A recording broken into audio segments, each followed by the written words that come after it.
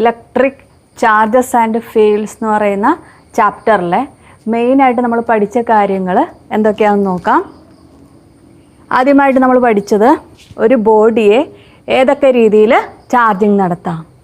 ഏതൊക്കെയാണ് 3 രീതികളാണ് നമ്മൾ പഠിച്ചത്. Friction, conduction and induction. ഫ്രിക്ഷൻ്റെ കേസിൽ നമ്മൾ പറയുന്ന ഒരു ബോഡിയിൽ മറ്റൊരു ബോഡി വെച്ച് റബ്ബ് ചെയ്യുവാണ്. ഒരു ബോഡിയിൽ നിന്ന് മറ്റൊരു ബോഡിയിലേക്ക് ഇലക്ട്രോൺ ട്രാൻസ്ഫർ നടക്കുന്നു. ആർക്കാണോ ഇലക്ട്രോൺ നഷ്ടപ്പെട്ടത് അത് പോസിറ്റീവ് ചാർജ് ഉള്ളതായിട്ടും ആർക്കാണോ ഇലക്ട്രോൺ കിട്ടിയത് അത് നെഗറ്റീവ് ചാർജ് ഉള്ളതായിട്ടും മാറുന്നു. അപ്പോൾ ഇലക്ട്രോൺ ട്രാൻസ്ഫർ നടക്കുന്ന ഇലക്ട്രോൺ കിട്ടിയ ബോഡിക്ക് മാസ് കൂടുന്നതായിട്ട് കാണാൻ സാധിച്ചു. ദെൻ കണ്ടക്ഷൻ വഴി എങ്ങനെയാണ്? ഒരു ചാർജുള്ള ബോഡി ഒരു ന്യൂട്രൽ ബോഡിയുമായിട്ട് കോണ്ടാക്റ്റ് ഉണ്ടായപ്പോൾ ഇപ്പോൾ പോസിറ്റീവ് ചാർജുള്ള ബോഡിയാണ് കോണ്ടാക്റ്റ് ഉണ്ടാക്കുന്നതെങ്കിൽ നമുക്ക് പോസിറ്റീവ് ചാർജുള്ള ബോഡി കിട്ടും. നെഗറ്റീവ് ചാർജുള്ള ബോഡിയായിട്ടാണ് കോണ്ടാക്റ്റ് ഉണ്ടാക്കുന്നതെങ്കിൽ നെഗറ്റീവ് ചാർജുള്ള ബോഡി കിട്ടും. ഇൻഡക്ഷൻ്റെ പ്രത്യേകത എങ്ങനെയാണ്? ആക്ച്വൽ കോണ്ടാക്റ്റ് ഇല്ലാതെ, നേരിട്ടുള്ള കോണ്ടാക്റ്റ് ഇല്ലാതെ opposite kind of charge induce ചെയ്യപ്പെടുക ചെയ്യുന്നത്. അപ്പോൾ പോസിറ്റീവ് ചാർജുള്ള ബോഡി കൊണ്ടുവന്നു കഴിഞ്ഞാൽ നമുക്ക് നെഗറ്റീവ് ചാർജുള്ള ബോഡി ഉണ്ടാക്കാനായിട്ട് സാധിക്കും. അടുത്തതായിട്ട് നമ്മൾ പഠിച്ചത് ഗോൾഡ് ലീഫ് ഇലക്ട്രോസ്കോപ്പ്. ഒരു ബോഡിക്ക് ചാർജ് ഉണ്ടോ ഇല്ലയോ എന്ന് ഡിറ്റക്റ്റ് ചെയ്യാനായിട്ട് ഉപയോഗിക്കുന്ന ഒരു ഡിവൈസാണ് ഗോൾഡ് ലീഫ് ഇലക്ട്രോസ്കോപ്പ്. അതിൻ്റെ നോബിൽ, മെറ്റാലിക് നോബിൽ നമ്മൾ ചാർജർ ബോഡിയെ ടച്ച് ചെയ്യുമ്പോൾ ചാർജ് ഇങ്ങനെ താഴേക്ക് ഫ്ലോ ചെയ്ത് ആ ഗോൾഡ് ലീഫ്സിലേക്ക് എത്തിച്ചേരുന്നു. അത് ഡൈവേർജ് ചെയ്യുന്നു. അവരുടെ ഡിഗ്രി ഓഫ് ഡൈവർജൻസ് നോക്കിക്കഴിഞ്ഞാൽ ആ ബോഡിക്ക് എന്തുമാത്രം ചാർജ് ഉണ്ടെന്ന് കാണുവാനായിട്ട് സാധിക്കും. അടുത്തതായിട്ട് നമ്മൾ പഠിച്ചത് പ്രോപ്പർട്ടീസ് ഓഫ് ചാർജസ്. ചാർജിൻ്റെ പ്രോപ്പർട്ടീസ്. പ്രധാനമായിട്ടും എത്ര ടൈപ്പ് ചാർജ് ഉണ്ട്? 2 ടൈപ്പ് ചാർജ് ഉണ്ട്. ഏതൊക്കെയത്? Positive and negative. Positive and negative charge ഉണ്ട്. ലൈക്ക് ചാർജസ് ആണെങ്കിൽ റിപ്പൽ ചെയ്യും. അൺലൈക്ക് ചാർജസ് ആണെങ്കിൽ അവർ തമ്മിൽ അട്രാക്റ്റ് ചെയ്യും. ദെൻ അഡിറ്റീവ് പ്രോപ്പർട്ടി പഠിച്ചു അല്ലേ? അതായത് ടോട്ടൽ ചാർജ് എന്ന് പറയുന്നത് നമ്മൾ കൊടുക്കുന്ന ഓരോ ചാർജസിൻ്റെയും എന്തായിരിക്കും? സം ആയിരിക്കും. അടുത്തായിട്ട് നമ്മൾ പഠിച്ചു ക്വാണ്ടൈസേഷൻ പഠിച്ചു അല്ലേ? Charge is integral multiple of electronic charge Q that is equal two plus or minus NE. വേറെ N എന്ന് പറയുന്നത് ഒരു ഇൻറ്റിജറാണ്. 1, 2, 3 എക്സെട്ര വരും. E എന്ന് പറയുന്നത് എന്താ? ഇലക്ട്രോണിൻ്റെ ചാർജ്. എത്രയാ? 1.6 ഇൻറ്റു 10⁻⁻19 കൂളം. അടുത്തത് നമ്മൾ കൺസർവേഷൻ ഓഫ് ചാർജസാണ് പഠിച്ചത്. Charge can neither be created nor be destroyed. ലാസ്റ്റായിട്ട് നമ്മൾ പഠിച്ചു ചാർജ് ഈസ് ഇൻവേരിയൻറ്റ്. എന്താ ഇൻവേരിയൻ്റ് എന്ന് പറഞ്ഞു കഴിഞ്ഞാൽ? Charge is independent of velocity of the body. അതായത് ബോഡി മൂവ് ചെയ്താലും അതിൻ്റെ ചാർജിന് മാറ്റം വരുന്നില്ല. പക്ഷേ മാസിൻ്റെ കേസിലാണെങ്കിൽ ബോഡി മൂവ് ചെയ്യുമ്പോൾ അതിൻ്റെ മാസിൽ വേരിയേഷൻ സംഭവിക്കുന്നുണ്ട്. അടുത്തത് നമ്മൾ വളരെ ഇമ്പോർട്ടൻ്റ് ആയിട്ടുള്ള ലോയിലേക്കാണ് കടന്നത്. ഏതായിരുന്നു അത്? Coulomb's law. കൂളംസ് ലോ അനുസരിച്ച് 2 സ്റ്റേഷനറി പോയിൻ്റ് ചാർജ് തമ്മിലുള്ള force of attraction or repulsion it is directly proportional to product of the charges and inversely proportional to square of the distance between them. Equation നമുക്ക് കിട്ടി. F = 1/4πε0 Q1 Q2 R². അതിൽ ε0 എന്ന് പറയുന്നത് എന്താ? Permittivity of free space. അതിൻ്റെ value എത്രയാണ്?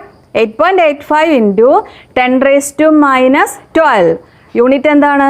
Newton metre square per coulomb square. Then ഇവിടെ ഫോഴ്സിൻ്റെ ഡിറക്ഷൻ, ഫോഴ്സിൻ്റെ നേച്ചർ എന്താ നമുക്ക് മനസ്സിലാക്കാൻ സാധിക്കും. നോക്കിക്കേ, Q1 ഇൻറ്റു Q2, അതായത് ഒരു പ്ലസ് ചാർജും ഒരു മൈനസ് ചാർജ് ആണെങ്കിൽ ഉറപ്പായിട്ടും Q1 ഇൻറ്റു Q2 വാല്യൂ എന്തായിരിക്കും? <0 ആയിരിക്കും. അതായത് ഒരു നെഗറ്റീവ് വാല്യൂ കിട്ടുന്നത്. അതിൻ്റെ അർത്ഥം ഫോഴ്സ് ഈസ് അട്രാക്റ്റീവ് ആയിരിക്കും. ഒരു പോസിറ്റീവ് ചാർജും ഒരു നെഗറ്റീവ് ചാർജ് ആണെങ്കിൽ അത് അൺലൈക്ക് ചാർജസ് ആണ്. അപ്പോൾ അവർ തമ്മിൽ അട്രാക്ഷൻ ആയിരിക്കും നടക്കുന്നത്. നേരെ മറിച്ച് 2 പോസിറ്റീവ് ചാർജസ് അല്ലെങ്കിൽ 2 നെഗറ്റീവ് ചാർജസ് ആണെങ്കിൽ Q1 ഇൻറ്റു Q2 ഉറപ്പായിട്ട് ഒരു പോസിറ്റീവ് വാല്യൂ ആയിരിക്കും. ഇറ്റ് ഇസ് ഗ്രേറ്റർ ദാൻ 0 ആയിരിക്കും. അതിൻ്റെ അർത്ഥം ഫോഴ്സ് എങ്ങനത്തെ ഫോഴ്സ് ആയിരിക്കും? റിപ്പൾസീവ് ഇൻ നേച്ചർ ആയിരിക്കും. ഇനി പ്രോബ്ലം ചെയ്യാൻ എളുപ്പത്തിന് നമുക്ക് ആ 1/4πε0 വാല്യൂ നമുക്ക് എത്ര കൊടുക്കാം? 9 ഇൻറ്റു 10⁻9. ഇനി നമ്മളൊരു മീഡിയത്തിലാണ് ചാർജിനെ വെച്ചിരിക്കുന്നതെങ്കിൽ എന്താ സംഭവിക്കുന്നത്? ആ ഫോഴ്സിൻ്റെ വാല്യൂ, അവർ തമ്മിലുള്ള ഫോഴ്സിൻ്റെ വാല്യൂ കുറയുന്നതായിട്ട് കാണാനായിട്ട് സാധിക്കും. എയറിൽ വെച്ചിരിക്കുന്നതിനേക്കാളും 1/εr ടൈംസ് ഫോഴ്സ് റെഡ്യൂസ് ചെയ്യുന്നതായിട്ട് കാണാൻ സാധിക്കും. അങ്ങനെ മീഡിയത്തിലെ force that is equal to എയറിലെ ഫോഴ്സ് ഡിവൈഡഡ് ബൈ εr. ഈ εr എന്ന് പറയുന്ന പേരാണ് റിലേറ്റീവ് പെർമിറ്റിവിറ്റി അല്ലെങ്കിൽ ഡൈഇലക്ട്രിക് കോൺസ്റ്റൻറ്റ്. എയറിൻ്റെ കേസിൽ ഡൈഇലക്ട്രിക് കോൺസ്റ്റൻറ്റിൻ്റെ വാല്യൂ 1 ആയിരിക്കും. വേറെ ഏത് മീഡിയം ആണെങ്കിലും അതിൻ്റെ വാല്യൂ ഗ്രേറ്റർ ദാൻ 1 ആയിരിക്കും. അതിനുശേഷം നമ്മൾ സൂപ്പർ പൊസിഷൻ പ്രിൻസിപ്പിളിലേക്ക് കടന്നു അല്ലേ. അപ്പോൾ ഒരു പോയിന്റ് ചാർജ് ഉണ്ട്, അതിന് ചുറ്റും വേറെ കുറേ ചാർജസ് ഉണ്ട്. അപ്പോൾ ഇവരൊക്കെ മൂലമുള്ള ടോട്ടൽ ഫോഴ്സ് എന്ന് പറയുന്നത് ഈ ഓരോ ചാർജസും അപ്ലൈ ചെയ്യുന്ന ഫോഴ്സസിൻ്റെ എന്തായിരിക്കും? സം ആയിരിക്കും. അതിനുശേഷം നമ്മൾ ഇലക്ട്രിക് ഫീൽഡിലേക്ക് കടന്നു. ഇലക്ട്രിക് ഫീൽഡ് എന്ന് പറഞ്ഞാൽ എന്തായിരിക്കും? Electric field it is the space around the charge where in its effect is felt. Then electric ഫീൽഡിൻ്റെ ഇൻറ്റൻസിറ്റി കണ്ടുപിടിച്ചു അല്ലേ. ഇലക്ട്രിക് ഫീൽഡിൻ്റെ ഇൻറ്റൻസിറ്റി അല്ലെങ്കിൽ സ്ട്രെങ്ത് എന്ന് പറയുന്നത് എന്താണ്? It is the force experienced by a unit positive charge placed at that point. അവിടെ ഒരു യൂണിറ്റ് പോസിറ്റീവ് ചാർജ് വെച്ചാൽ അത് എക്സ്പീരിയൻസ് ചെയ്യുന്ന ഫോഴ്സ് ആണ് എന്ത് സാധനം? ഇലക്ട്രിക് ഫീൽഡിൻ്റെ ഇൻറ്റൻസിറ്റി. അങ്ങനെ നമുക്ക് ഇക്വേഷൻ നമ്മൾ പഠിക്കുന്നു. Vector E that is equal to vector F by vector Q. Unit ഓർക്കണേ, newton per coulomb or volt per metre. Then ഒരു പോയിന്റ് ചാർജ് ആണെങ്കിൽ ഇലക്ട്രിക് ഇൻറ്റൻസിറ്റിയുടെ ഇക്വേഷൻ നമ്മൾ പഠിച്ചു. E equals 1/4πε0 Q/r². Electric field ഇൻറ്റൻസിറ്റിയുടെ ഡിറക്ഷൻ നമ്മൾ പഠിച്ചു അല്ലേ. പോസിറ്റീവ് ചാർജ് ആണെങ്കിൽ എങ്ങനെയായിരിക്കും? റേഡിയലി ഔട്ട്വേർഡ് ഡിറക്ഷൻ ആയിരിക്കും. നേരെ മറിച്ച് നെഗറ്റീവ് ചാർജ് ആണെങ്കിൽ എങ്ങനെയാ? റേഡിയലി ഇൻവേർട്സ് ഡിറക്ഷൻ ആയിരിക്കും. അടുത്തതായിട്ട് നമ്മൾ പഠിച്ചത് ഇലക്ട്രിക് ഫീൽഡ് ലൈൻസ് അല്ലെങ്കിൽ electric lines of force. Electric lines of force നമ്മൾ ഫിഗറായിട്ട് വരയ്ക്കാനായിട്ട്, അതായത് പോസിറ്റീവ് ആൻഡ് നെഗറ്റീവ് ചാർജസ് ആണെങ്കിൽ അതിൻ്റെ ഫിഗർ നമ്മൾ വരച്ചിട്ടുണ്ട്. അതിൻ്റെ പ്രോപ്പർട്ടീസ് എന്ന് പറയുന്നത് എന്തൊക്കെയാണ്? അത് എവിടെ സ്റ്റാർട്ട് ചെയ്ത് എവിടെ അവസാനിക്കുന്നു? പോസിറ്റീവ് ചാർജിൽ സ്റ്റാർട്ട് ചെയ്ത് നെഗറ്റീവ് ചാർജിൽ അവസാനിക്കുന്നു. യൂണിഫോം ഫീൽഡ് ആണെങ്കിൽ ഫീൽഡ് ലൈൻസ് എങ്ങനെയായിരിക്കും? പാരലൽ ആയിരിക്കും, ഇക്വിഡിസ്റ്റൻ്റ് ആയിരിക്കും. മറ്റൊരു പ്രധാനപ്പെട്ട പ്രോപ്പർട്ടി എന്ന് പറയുന്നത് ഇതൊരിക്കലും ഇൻ്റർസെക്റ്റ് ചെയ്യില്ല. ഇൻ്റർസെക്റ്റ് ചെയ്താലുള്ള കുഴപ്പം എന്താ? ആ പോയിന്റ് ഓഫ് ഇൻ്റർസെക്ഷനിൽ നമുക്ക് 2 ഡിറക്ഷൻ കിട്ടും ഫീൽഡിന്. അതൊരിക്കലും പോസിബിൾ അല്ല. പിന്നെ നമ്മൾ പഠിച്ചു ഫീൽഡ് ലൈൻസിലെ പോയിന്റിൽ നമ്മൾ പാത്തിൽ എവിടെയെങ്കിലും ഒരു ടാൻജൻറ്റ് വരച്ചു കഴിഞ്ഞാൽ ആ ടാൻജൻറ്റിൻ്റെ ഡിറക്ഷൻ എന്തിനെ കാണിക്കുന്നു?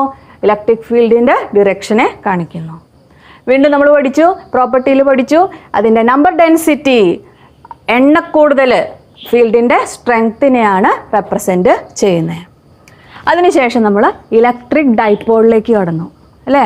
ഇലക്ട്രിക് ഡൈപോൾ എന്ന് പറയുന്നത് എന്താണ്? A pair of equal and opposite charges separated by a small vector distance. ആ സ്മോൾ ഡിസ്റ്റൻസിന് പറയുന്ന പേരാണ് ഡൈപോൾ ലെങ്ത്. ആ ഡൈപോൾ ലെങ്ത്തിൻ്റെ ഡിറക്ഷൻ ഓർത്തിരിക്കണേ, മൈനസ് ചാർജിൽ നിന്ന് പ്ലസ് ചാർജിലേക്കായിരിക്കും. അതിനുശേഷം നമ്മൾ ഡൈപോൾ മൊമെൻറ്റിലേക്ക് കടന്നു. എന്തായിരുന്നു dipole moment? It is the product of magnitude of any one of the charge and dipole length vector P that is equal to Q into vector 2a. Unit ഓർത്തിരിക്കണേ, coulomb metre. ഇതൊരു vector quantity ആണെന്ന് ഓർക്കണേ. ഇതിൻ്റെ direction എന്ന് പറയുന്നത് minus ചാർജിൽ നിന്ന് plus ചാർജിലേക്കായിരിക്കും ഡൈപോൾ മൊമെൻറ്റിൻ്റെ ഡിറക്ഷൻ. അതിനുശേഷം നമ്മൾ വളരെ ഇമ്പോർട്ടൻ്റ് ആയിട്ടുള്ള 2 ഡെറിവേഷൻസിലേക്ക് കടന്നു അല്ലേ. ഇലക്ട്രിക് ഡൈപോളിൻ്റെ കേസിൽ ആക്സിയൽ ലൈനിലെ പോയിന്റിൽ ഇലക്ട്രിക് ഇൻറ്റൻസിറ്റി കണ്ടുപിടിച്ചു. ഇക്വറ്റോറിയൽ ലൈനിൽ അതല്ലെങ്കിൽ പെർപെൻഡിക്കുലർ ബൈസെക്ടറിൽ ഇലക്ട്രിക് ഇൻറ്റൻസിറ്റി കണ്ടുപിടിച്ചു. വളരെ ഇമ്പോർട്ടൻ്റ് ആയിട്ടുള്ള ഡെറിവേഷൻസ് ആണ്. ഇപ്പോൾ ആക്സിയൽ ലൈനിൽ നോക്കിക്കേ, സെൻറ്ററിൽ നിന്ന് r ഡിസ്റ്റൻസ് അകലത്തിൽ P എന്ന് പറയുന്ന പോയിന്റിൽ ഇലക്ട്രിക് ഇൻറ്റൻസിറ്റി എന്താണെന്ന് കണ്ടുപിടിച്ചു. കിട്ടിയ ഇക്വേഷൻ ഇങ്ങനെയാണ്. Vector E that is equal to 1/4πε0 2 into vector P divided by r³. അപ്പോൾ ഓർക്കണേ, റിസൾട്ടൻ ഇൻറ്റൻസിറ്റിയുടെ ഡിറക്ഷൻ എങ്ങനെയാണ്? ഡൈപോൾ മൊമെൻറ്റിൻ്റെ അതേ ഡിറക്ഷൻ. അപ്പോൾ ഈ കേസിൽ ഡൈപോൾ മൊമെൻറ്റിൻ്റെ ഡിറക്ഷൻ എന്ന് പറയുന്നത് ഇങ്ങനെയായിരിക്കും അല്ലേ, നെഗറ്റീവ് ചാർജിൽ നിന്ന് പ്ലസ് ചാർജിലേക്ക്. റിസൾട്ടൻ്റ് ഇലക്ട്രിക് ഇൻറ്റൻസിറ്റി ഡിറക്ഷനും അങ്ങനെ തന്നെ ഓർത്തിരിക്കുക. വീണ്ടും ഇവിടെ നമുക്കൊരു കണ്ടീഷൻ വേണമെങ്കിൽ എഴുതാം. It is inversely proportional to r cube. ഓർത്തിരിക്കുക, ഈ പ്രപ്പോർഷണൽ ടു 1/r ക്യൂബ്. അടുത്തത് ഇക്വറ്റോറിയൽ ലൈൻ അല്ലെങ്കിൽ പെർപെൻഡിക്കുലർ ബൈസെക്ടർ നമ്മൾ കണ്ടുപിടിച്ചു. ഇതാണ് നമ്മുടെ ഡൈപോൾ. പെർപെൻഡിക്കുലറായിട്ട് ആർ ഡിസ്റ്റൻസ് അകലത്തിൽ പോയിന്റ് സി ഉണ്ട്. അവിടെ ഇലക്ട്രിക് ഇൻറ്റൻസിറ്റി കണ്ടുപിടിക്കാനായിട്ട് പ്ലസ് ചാർജ് മൂലമുള്ള ഇലക്ട്രിക് ഇൻറ്റൻസിറ്റി, മൈനസ് ചാർജ് മൂലമുള്ള ഇലക്ട്രിക് ഇൻറ്റൻസിറ്റി, അതായത് പ്ലസ് ചാർജ് മൂലമുള്ള electric intensity E plus Q direction, minus charge മൂലമുള്ള electric intensity E minus Q. അത് ഇൻക്ലൈൻ ഡിറക്ഷനിലാണ്. അതിനെ നമുക്ക് 2 കമ്പോണൻസ് ആയിട്ട് മാറ്റി. E plus Q cos theta, E plus Q sine theta. ഇതിനെ E minus Q cos theta, E minus Q sine theta. അപ്പോൾ നമുക്ക് റിസൾട്ടൻ ഇൻറ്റൻസിറ്റി കണ്ടു കഴിഞ്ഞപ്പോൾ ഈ പെർപെൻഡിക്കുലർ കമ്പോണൻസ് ക്യാൻസൽ ചെയ്ത് പോയി, പാരലൽ കമ്പോണൻറ്റ് മാത്രമായിട്ട് കിട്ടി. അങ്ങനെ നമ്മൾ സോൾവ് ചെയ്യുമ്പോൾ കിട്ടുന്ന ഇക്വേഷനാണ് vector E that is equal to minus 1/4πε0 vector P divided by R cube. അപ്പോൾ ഈ മൈനസ് സൈൻ ഇൻഡിക്കേറ്റ് ചെയ്യുന്ന എന്തിനെയാണ്? ഇലക്ട്രിക് ഫീൽഡ് ഇൻറ്റൻസിറ്റിയുടെ ഡിറക്ഷൻ എന്ന് പറയുന്നത് ഡൈപോൾ മൊമെൻറ്റിൻ്റെ ഡിറക്ഷൻ്റെ ഓപ്പോസിറ്റ് ഡിറക്ഷനാണ്. അതായത് vector E and vector P are anti parallel. അപ്പോൾ ഇവിടുത്തെ കേസിൽ ഡൈപോൾ മൊമെൻറ്റിൻ്റെ ഡിറക്ഷൻ നമുക്ക് നെഗറ്റീവിൽ നിന്ന് പോസിറ്റീവിലേക്ക് ഇങ്ങോട്ടാണ്. പക്ഷേ ഇലക്ട്രിക് ഇൻറ്റൻസിറ്റിയുടെ ഡിറക്ഷൻ നമുക്ക് കിട്ടിയിരിക്കുന്നത് പോസിറ്റീവിൽ നിന്ന് നെഗറ്റീവ്. അപ്പോൾ രണ്ടും ആൻറ്റി പാരലലാണ്. വീണ്ടും നമുക്കൊരു കാര്യം ശ്രദ്ധിക്കുക, ഈ 2 ഇക്വേഷനും കമ്പയർ ചെയ്യുമ്പം ഇതിൻ്റെ മാഗ്നിറ്റ്യൂഡ് ആക്സിയൽ ലൈനിൻ്റെ ഹാഫ് ആയിരിക്കും ഇക്വറ്റോറിയൽ ലൈനിലെ ഇലക്ട്രിക് ഫീൽഡിൻ്റെ ഇൻറ്റൻസിറ്റി, അല്ലെങ്കിൽ axial line intensity that is equal to twice the equatorial ലൈനിലെ ഇൻറ്റൻസിറ്റി. അതും ഓർത്തിരിക്കുക. അടുത്തതായിട്ട് നമ്മൾ ഇലക്ട്രിക് ഡൈപോളിനെ ഒരു യൂണിഫോം ഇലക്ട്രിക് ഫീൽഡിൽ വെച്ചു അല്ലേ. യൂണിഫോം ഇലക്ട്രിക് ഫീൽഡിൽ വെച്ച് കഴിഞ്ഞപ്പോൾ അവിടെ 2 ഫോഴ്സസ് ആക്ട് ചെയ്യുന്നുണ്ട്. മൈനസ് ചാർജ് മൂലമുള്ള force minus q E, plus charge മൂലമുള്ള ഫോഴ്സ് എന്ന് പറയുന്നത് പ്ലസ് ക്യൂ ഇ, ഫീൽഡിൻ്റെ അതേ ഡിറക്ഷൻ. അതൊരു കപ്പിളായിട്ട് ആക്ട് ചെയ്യുന്നു. അങ്ങനെ അതിൻ്റെ ഫലമായിട്ട് മുകളിലേക്കൊരു ഫോഴ്സ്, അതേമാതിരി താഴേക്കൊരു ഫോഴ്സ്. അതിൻ്റെ ഫലമായിട്ട് ഈ ഡൈപോൾ എന്ത് ചെയ്യുന്നു? റൊട്ടേറ്റ് ചെയ്യുന്നു, ടേൺ ചെയ്യുന്നു. ആ റൊട്ടേറ്റിംഗ് ഇഫക്റ്റിനെ നമ്മൾ പറയുന്നത് എന്ത്? ടോർക്ക് എന്ന് പറയുന്നത് അല്ലേ. അപ്പോൾ ടോർക്കിൻ്റെ equation product of magnitude of any one of the force and perpendicular distance between the forces. Solve ചെയ്യുമ്പോൾ നമുക്ക് കിട്ടും vector tau that is equal to vector P cross vector E, അല്ലെങ്കിൽ tau equals P sine theta. ഇവിടെ നമ്മൾ 2 cases നോക്കി. Electric dipole ഫീൽഡിന് പാരലായിട്ട് വയ്ക്കുന്ന കേസും പെർപെൻഡിക്കുലർ ആയിട്ട് വയ്ക്കുന്ന കേസും. പെർപെൻഡിക്കുലർ ആയിട്ട് വയ്ക്കുമ്പോൾ തീറ്റ ഈസ് ഈക്വൽ ടു എത്ര വരും? 90 ഡിഗ്രി. അപ്പോൾ നമുക്ക് ടോർക്ക് മാക്സിമം ആയിട്ട് വരുന്നു, ദാറ്റ് ഈസ് പി ഇ ആയിട്ട് വരുന്നു. ഇനി പാരലൽ ഓർ ആൻറ്റി പാരലായിട്ട് വെച്ച് കഴിഞ്ഞാൽ തീറ്റ എത്രയായിരിക്കും? 0 ഡിഗ്രി. അപ്പോൾ tau minimum that is equal to 0 degree. അപ്പോൾ ഇതാണ് ടോർക്ക് മിനിമം ആയിട്ടുള്ള കേസ്. അത് സ്റ്റേബിൾ ഇക്വിലിബ്രിയം ആണ്. ഈ കേസ് എന്ന് പറയുന്നത് അൺസ്റ്റേബിൾ ഇക്വിലിബ്രിയമാണ്. അതിനുശേഷം നമ്മൾ ഇലക്ട്രിക് ഫ്ലക്സിലേക്ക് കടന്നു അല്ലേ. ഇലക്ട്രിക് ഫ്ലക്സ് എന്തായിരുന്നു? It is the total number of electric lines of force passing normally through unit area.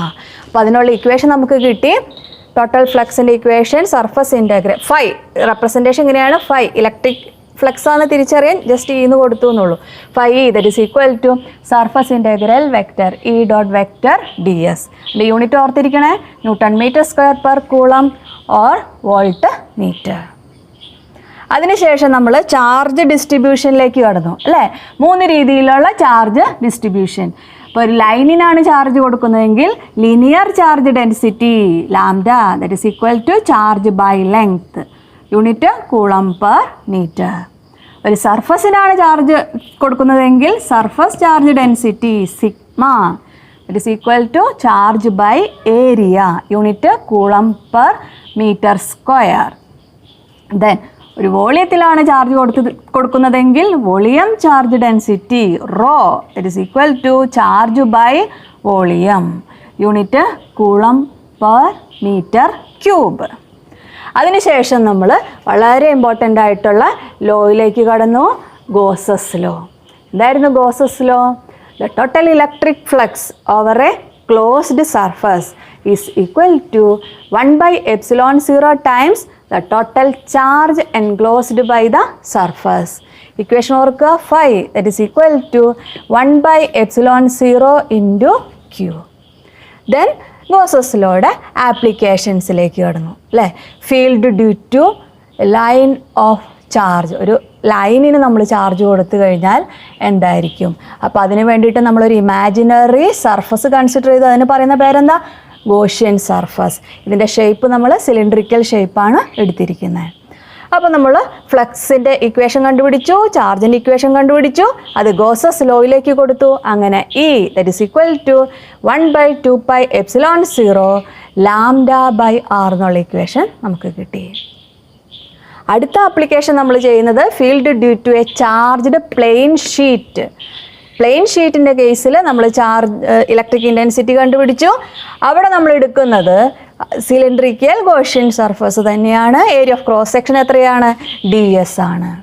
അപ്പോൾ ഇലക്ട്രിക് ഇൻറ്റൻസിറ്റി നമുക്ക് കിട്ടി E equal sigma by 2 epsilon 0. അതിനുശേഷം നമ്മൾ ഒരു കേസ് നോക്കി. അതായത് 2 ചാർജ്ഡ് ഷീറ്റുകൾ പാരലായിട്ട് വെച്ചിരുന്നാൽ 3 റീജിയൻസ് കിട്ടും. അവിടെ ഇലക്ട്രിക് ഇൻറ്റൻസിറ്റി കണ്ടുപിടിക്കാൻ നോക്കി. അപ്പോൾ നമുക്ക് മനസ്സിലായി ഫസ്റ്റ് ആൻഡ് സെക്കൻഡ് ഷീറ്റിൻ്റെ ഔട്ടർ റീജിയൻസിൽ ഇലക്ട്രിക് ഇൻറ്റൻസിറ്റി 0 ഇൻ്റർമീഡിയറ്റ് റീജിയനിൽ മാത്രം ആ 2 ഷീറ്റുകൾക്ക് ഇടയ്ക്ക് മാത്രം ഇലക്ട്രിക് ഇൻറ്റൻസിറ്റി ഉള്ളൂ. വാല്യൂ ഓർക്കണേ, E equal sigma by epsilon 0. അതിനുശേഷം field due to charged spherical ഷെല്ലിലേക്ക് കടന്നു അല്ലേ. ഒരു ഷെല്ല് യൂണിഫോംലി ചാർജാണ്, റേഡിയസ് ക്യാപിറ്റൽ R ആണ്. അതിൽ നിന്ന് R ഡിസ്റ്റൻസ് അകലത്തിൽ പോയിന്റ് ഇലക്ട്രിക് ഇൻറ്റൻസിറ്റി കണ്ടുപിടിച്ചു. അപ്പോൾ നമ്മുടെ സ്ഫെരിക്കൽ ഗോഷ്യൻ സർഫസ് ആണ് ഇവിടെ എടുത്തിരിക്കുന്നത്. ഫ്ലക്സും ചാർജും ഒക്കെ കണ്ടുപിടിച്ച് ഗോസസ് തിയറിയിലേക്ക് കൊടുത്തപ്പോൾ നമുക്ക് കിട്ടിയ equation E equals sigma by epsilon 0 into capital R square by small r square. അതിനൊന്ന് റീഅറേഞ്ച് ചെയ്ത് E equals 1 by 4 pi epsilon 0 Q by R square എന്ന് കിട്ടി. ഇത് എന്തിനുള്ള ഇക്വേഷന് സിമിലർ ആണ്? Charge electric intensity due to point ചാർജിൻ്റെ case തന്നെ വരും. ഇവിടെ നമ്മൾ വേറെ 2 കേസും കൂടി നോക്കി. സർഫസിലാണ് നമ്മുടെ പോയിന്റ് ഇരിക്കുന്നതെങ്കിൽ ഇലക്ട്രിക് ഇൻറ്റൻസിറ്റി നമുക്ക് മാക്സിമം ആയിട്ട് വരുന്നത്. That is E equal sigma by epsilon 0. നമ്മൾ കൺസിഡർ ചെയ്യുന്നത് ഇൻസൈഡ് ദ ഷെൽ ആണെങ്കിൽ ഇൻസൈഡിൽ ചാർജ് ഇല്ല. അപ്പോൾ ഇലക്ട്രിക് ഇൻറ്റൻസിറ്റി വാല്യൂ എന്തായിരിക്കും? 0 ആയിരിക്കും. അതിന് നമ്മൾ പറയുന്നത് എന്താണ്?